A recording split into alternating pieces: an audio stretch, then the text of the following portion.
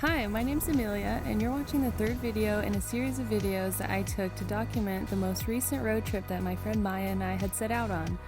In this video, we made it all the way from California to the other side of Nevada, and we're at the Valley of Fire. But we're not stopping there. Stay tuned and subscribe to see my upcoming videos where we make it all the way to Utah and back. Good morning. It's like 9 o'clock. We woke up around sunrise and we had breakfast and got ready. We packed the car. We're only like 10 or 15 minutes away from the Valley of Fire. We've stayed at this spot before. We found it on iOverlander. It's a pretty cool spot. It's pretty chill. There's other people around. There's definitely quite a few people, but they're all off in their own little zones. Nobody bothers anybody, and it feels really safe. So now we're about to hit the road and go to the Valley of Fire. It always looks kind of crazy when we're going to drive mode, but we have a system down now. It's actually pretty efficient. Just doesn't look like it. But anyways, see you at the Valley of Fire.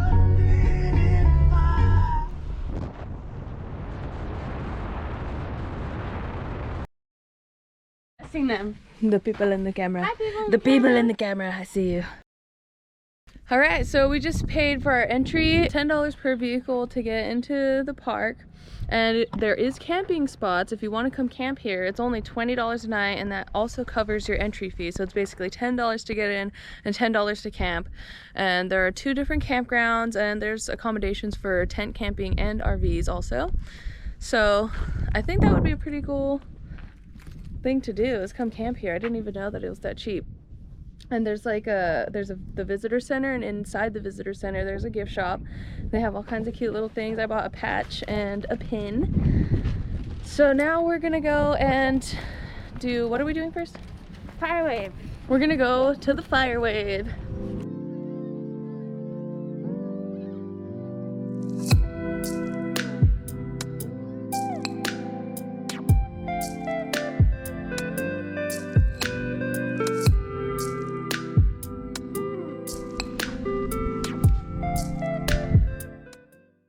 The footprints are getting pretty scarce, and so far we haven't seen anybody else on this trail, so we might not be on the right path. What's up with me getting lost out here? I'm all by myself out here.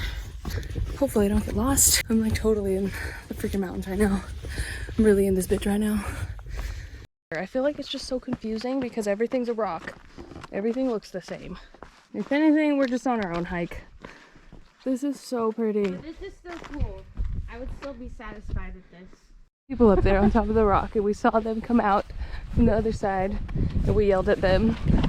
And we're like, are we going the right way? And they said no, basically, and that there's a loop if we go up there. So maybe the first trail we were gonna go on was actually the right way. These rocks remind me of those layered jawbreaker candies. Oh, yeah. They're so pretty and colorful. Bet the camera doesn't show it, but they're so pretty. There's purple and pink and orange. But these rocks, it's so purple right here. Yeah. So purple right here. It's purple and white and pink. Green. Yeah, there's some green layers too.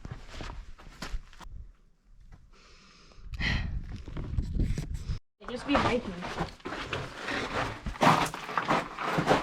Yeah, we need to come prepared with a freaking map next time. As soon as we get to the car, let's download that app.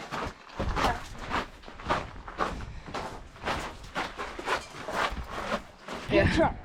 Okay, so yeah, we definitely jumped the gun when we first arrived, because we arrived across the street on that parking lot because it says Fire Wave parking lot or whatever on that little tiny sign. But as you see across the street over here, there's clearly something that says Fire Wave Trailhead and a nice obvious path. So luckily though, everything happens for a reason. We had to get lost because we met that lady that told us where to go the first time, and she also told us about the app that she's been using, and it's free, and you can download all the trails in an entire state. So I did that right now, and I got service at the car. So now we have a trail map, and it should only be about 0.7 miles to get there, it said. So this shouldn't take too long, and I don't think we're gonna get lost anymore. But I would Finally!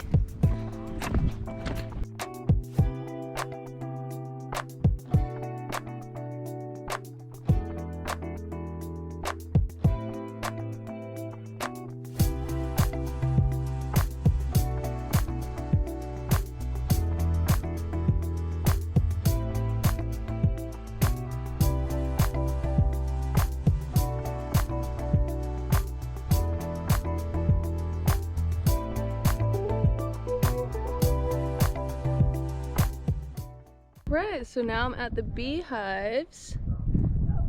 There's a bunch of these guys around. You see, like, this one's going that way and that one's going that way. So like this wedge and like this wedge and this wedge, they were all deposited at different angles because of the way the wind was blowing the silt onto it, I guess. So like if the wind was like going this way in that point in time, then that's why it was at this angle. Then if the wind was blowing like this way in a different point of time, then that layer was at that angle. So I thought that's kind of cool. A lot of these formations are from wind. That's also what a lot of these like holes through the rocks are from water and wind. That's what I read somewhere.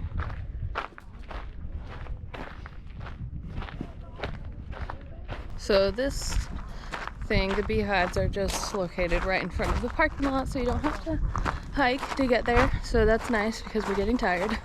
Maya actually stayed in the car because she was too tired. So we have these walkies communicating what it looks like. How you doing? I'm doing good. I'm trying to create some space on my phone. It's pretty cool. There's a lot of like holes in the rocks and stuff, so I like got a picture of me like poking my head out. I think these are so fun. It's kind of like a little jungle gym, like when you're a kid and you like to crawl through the tubes and stuff at McDonald's or like Chuck E. Cheese.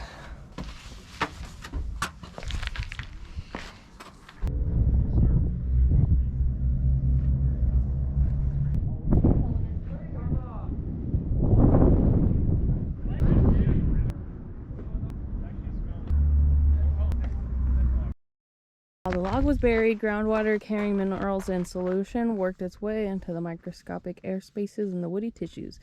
Here the minerals were deposited, completely filling available space. The colors in the log are usually caused by oxides of iron or manganese. The petrified log. It kind of just looks like stone.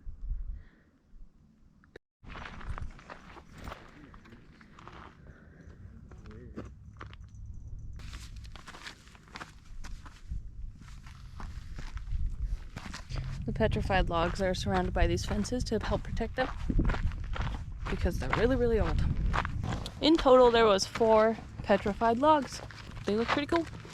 I think if I had like walked upon one, like just on my own, I wouldn't realize that it was a petrified log. I would probably just think it's a rock. And to finish off the adventure, we're going to Elephant Rock. It is a 1.2 mile loop trail if you want to do the trail, or you can just get to the rock like from the parking lot. There's a lot of people here, by the way.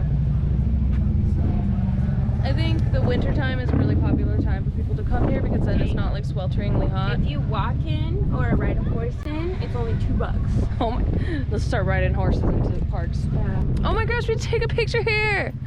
Oh my god, let's do it.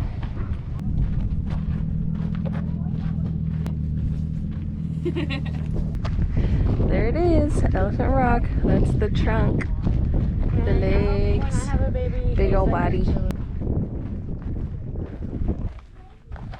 Please do not climb on it.